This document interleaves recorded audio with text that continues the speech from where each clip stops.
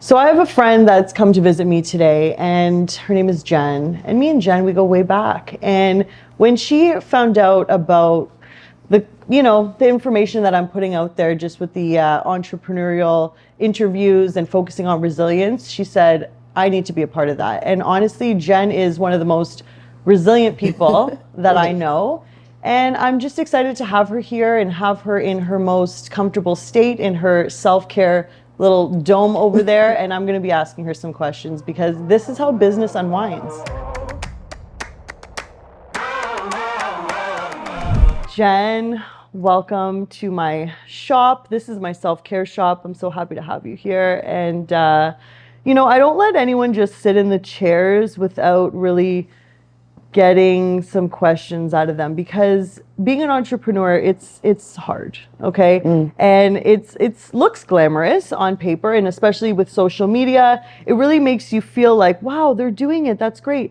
And that's wonderful, but I really want people to realize and know that it takes resilience, it takes hard work. You need to have a thick skin, you need to be your own cheerleader and all the things. And I just, my sadness is when someone starts a business and then just throws in the towel and they don't want to keep going because they come into one roadblock. So that's kind of why I like to have entrepreneurs sit in the chair. And I really want to put some good information out there for any aspiring entrepreneurs and people that are just, looking for a little bit of motivation to either keep going or to get started. So would you mind to just tell us a little bit about what you do and what kind of business you've created? Yeah, sure. So I run a contrast therapy studio, and what we do there is sit in the cold and go back and forth from hot and cold. And what I love about that, and the reason why I reached out to you, is because exactly what we do there is build resiliency. So we get uncomfortable, sit in the cold, and we put our body into a state of stress and teach ourselves how to deal with that stress and sit in it. So not get up and run away from it or go to a more comfortable state. This is about learning how to sit in that stress and learning how to deal with it, breathe through it, deal with the emotions coming up. Cold Community No Earth is my studio. I love that so much. Like, I have so much fear just like built around the idea of making myself cold, and just the way you've explained it now, like that is, I'm like an inch closer to doing it. Like, I know I'm going to do it and I'm 100% going to go, but I think it's really important that you're not just the experience, but you're the coach too. Yeah. You have to be that for people. Like in all situations, you're helping people get into the tub, right? And like, exactly. Yeah. And especially for your first time, like, of course, people can take this and make it their practice. Yeah. But I think for the first time, especially like the motivation, coaching people, letting them know that they've got this, we can do this. But then also like the breath and the leading up to letting them know what's going to happen when they get out of the tub, because emotions can come up as well. And then we have all the good stuff happening after, right? The dopamine boost, metabolism, norepinephrine. So like your motivation is through the roof. Yeah. Wow. So it's not only when you're in the tub, it's the after as well. I know Chris, like my husband, when he went for your experience, he felt like euphoric, like, but not just like right after, like 48 hours after. Oh yeah. He was like, wow. And he talks about it all the time. And he's going to be contacting you very soon to book another one. And like we talked about us going together, like I keep dancing around this idea. I'm going to do it because like, I like to do hard things. And just like you said about, the resilience, it's like teaching ourselves that, we have to get uncomfortable. I don't know what situation where you're in a business where things are comfortable. Like you grow outside of the comfort zone. So this is like everything I believe in. And yeah, maybe this whole podcast episode is about just convincing me that I'm gonna book this right after. I don't know. I see you there. I see you there, Di. So awesome. So okay, I want to ask you, like, since starting your business, have you faced any real challenges that made you, I don't know, want to use the word quit, but like, have you faced any challenges that like pushed you to the edge, and like, how have you been able to bounce back from that? Yeah, I think there's a couple things. I think one thing is like it's no surprise that I'm not the only cold coach out there. Yeah. And right now it's the most popular thing, so it's popping up everywhere. So who am I as a coach? Who is Jen? Why is it different to come to me and into my studio? If anybody's seen it, it's not a bougie experience. It's like a little bit country, and so I share the experience with myself and my coaching abilities, but also the belief of the cold season is meant to be done outside, right? And the full outdoor winter experience. Yeah. So I think the part of comparing yourself to others comes up, right? Like, let's be honest. Yeah. In a world of social media where everything looks like everybody's succeeding, they don't really want to show the bad days. Yeah. So yeah, I think it's like sticking to it, minding your business. Yeah. You know, sticking to your own personal goals. And when you do that, I feel as though you see it happen. Like even if it's small, you see the little things happening and like the little spurts of growth. And that's what's important. You know, just stick to your own personal goals. I love that. How do you stay disciplined in those goals? Like, what is your secret there? You know what? I think what keeps me disciplined and what got me there is probably like my sobriety. That was like the first hard thing that I did. Yeah. And I proved to myself that I could do it.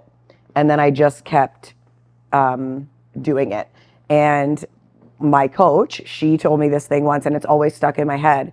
And we think that self-confidence is built on like things that are on the outside, like being beautiful, having a nice body or whatever. But really self-confidence is built by keeping promises to yourself. And the more you keep those promises to yourself, especially when you don't want to, the more confidence is built. And yeah, I think that keeping your word to yourself is a very important thing. Yeah. It really is. Because once you kind of let go or don't keep those promises, it's a very slippery slope. 100%. Yeah. And it's like your credibility, your just like, you know, if you're not going to be true to yourself, will you be true to anyone else? Right. Like, you know? Your self-respect Yeah. in a way, right? Yeah. Wow, that's huge, Jen. Thanks for sharing that.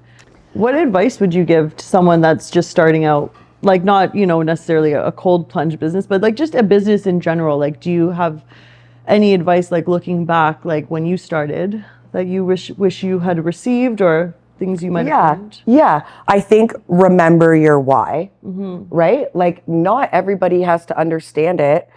But if you truly feel it and you know, and you're clear on your why, like you know exactly why you're doing this, nothing can really stop you. Yeah, you can have hard days or bumps in the road, but if you have a true purpose and you stick to your why, then I think it'll be really easy.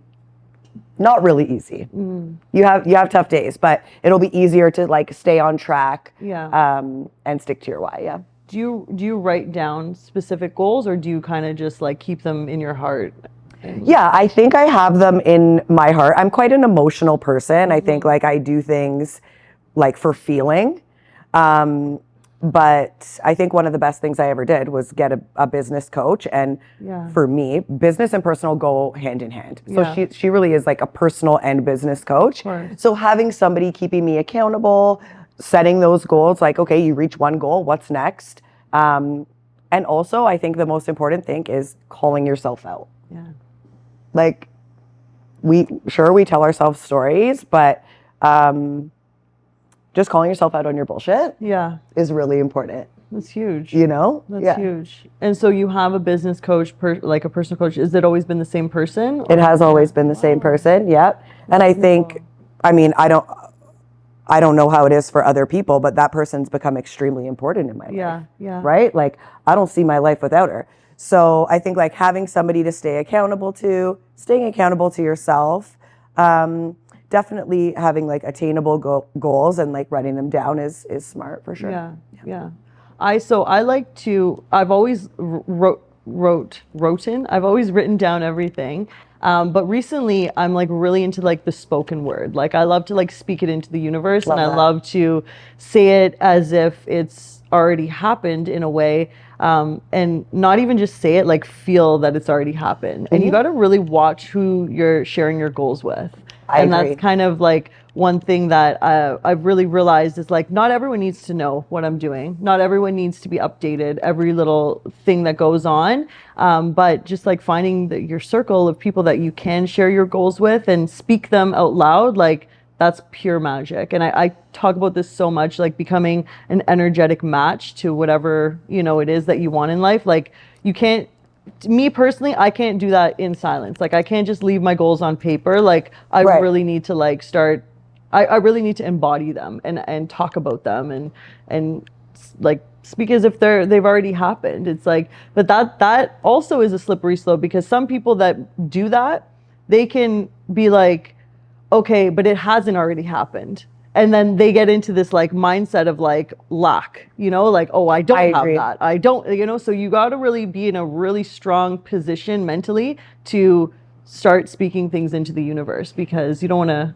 I think the most important thing that you said is feeling it. Yeah. Because even in the beginning, it can feel weird. Like, do I feel like a CEO? Yeah. Like, maybe I don't feel like a CEO. Yeah. But every day that you keep like practicing that feeling, like, what would that CEO do? Like, even just like, what would she wear? What would she say? Yeah. Like, how would she act? How would she smell? Yeah, how would she smell? What would she drive? Yeah, What is yeah, she yeah. buying? Like, Yeah, you know what I yeah, mean? yeah. What is she putting into her body? I love Like, that. just doing that, I think when you said the feeling, like it literally gave me goosebumps. It's true. It's like you have to dress for the position that you want. You know what I'm saying? Yeah. So, okay, on it, like, what's one thing that, like, guaranteed you can do to, like, get you in the right headspace? Like, if you're feeling, like, off or whatever, like, what is your thing that's like, okay, this is gonna, like, get me going, get me to where I need to be? Okay, so obviously I want to say cold plunge, but I'm not going to say it. I'm going to say movement. And I can be quite a rigid person, but I have to be honest. I think that that's what gets me to where I am and my success, and not a success in a business like that. It's like some huge business, but like keeping my promises, meeting my goals, showing up for my friends, being a good daughter, being a good dog mom. So I think for me, it's like showing up for the movement. It's not really about the physical body. It's about the mind. Yeah. You Like know? working out, like getting like Yeah. active in it. Yeah, Not exactly. staying stagnant. And like if even if it's running, like, oh, I don't think I can do the 10K, and like just pushing yourself and then getting to that goal. That shit shows up in your business too. 100%. 100%. Yeah. And it moves energy like through your body, right? So it's like you're not like you have stuck energy and feelings, and then you start moving and it starts releasing itself. It's very big. Yeah. Very, very huge. I agree. I love that so much. That's wonderful. What are you most looking forward to in 2024? I am most looking forward to growth. Just being me and who I am, and sharing my story, and helping other people. I literally feel like I was meant to give back, and it sounds cheese, but I don't care. I feel like I was meant to like serve my community, and that's exactly what I'm gonna do. Does that align with your human design? Do you know It details? does. Yeah, right? It's funny. Let's talk about that for a second. So the first time I ever did the human design was at your event. Yeah. And Bree said to me, because of the human design, that I am manifesting generator, okay? Yeah. Wow. And she said, like, the cold isn't forever. And I turned around and was walking away, and I thought to myself, like, fuck you, man. Because that's my business, Yeah. And now down the road, cold will always be a part of my business, but I'm moving into this sober coaching role. Yeah. She was freaking right. Yeah. Like, she was right. The human design was right. And that was such a cool event. And I highly agree with like all the human design stuff. Like 100%. Like it's on point. It's on point, and like just knowing about other people's human design, it helps you help them. Yeah. And like just how to like communicate with them. Like I use it with my kids like all the time. Like I give them specific roles. I'm like, okay, Julius, you need to like see this unfolding and believe it. And August, you need to like, you know, like you Yeah, need to like I love that. you know, take your space and like and he's like, okay, like I'm like, my kids like will grow up like thinking and knowing that the human design is like the essential blueprint of how they have to operate their lives, and it's so important. So that's why I asked you that, because it's very interesting. I always love to anyone that, because I know you know about human design, and I want to see if it like coincides with the way you're actually living, and if you like are respecting, you know, crazy. your purpose. Months ago, I would have been like cold, only cold. Yeah. Like this is me. Yeah. I'm taking like my mobile business, I'm taking it to the next level. And yes, I'm still going to do my mobile business and have groups, and that's like amazing. But the way that I feel now about the coaching role and like helping people get sober or like release their emotions, I didn't have that like last year or whenever I was at that event. But like she knew. Yeah. She freaking knew. I know. Like it's so cool. Wild. She's so wild, such a smart human being. Yeah. So great event. Brienne, we love you. Yeah, we love you, Brienne. Changed so many lives. I love it. What a woman. Okay, so now I would love to ask you, one of my favorite questions to ask entrepreneurs is, what are you most proud of in your business and personally as well? What I'm most proud of in my business is like, and I'm not playing small here, but like this little country studio in Lefroy, Ontario, like what it became, and like it was like this little mini cold movement, and I freaking love it. Yeah. And I have a core group that like sticks with me, and it's just amazing. Like I think the community that I built would be the most thing that I'm proud of. Yeah. And with that said, I don't mean like on Instagram. I mean like actually in person. Yeah.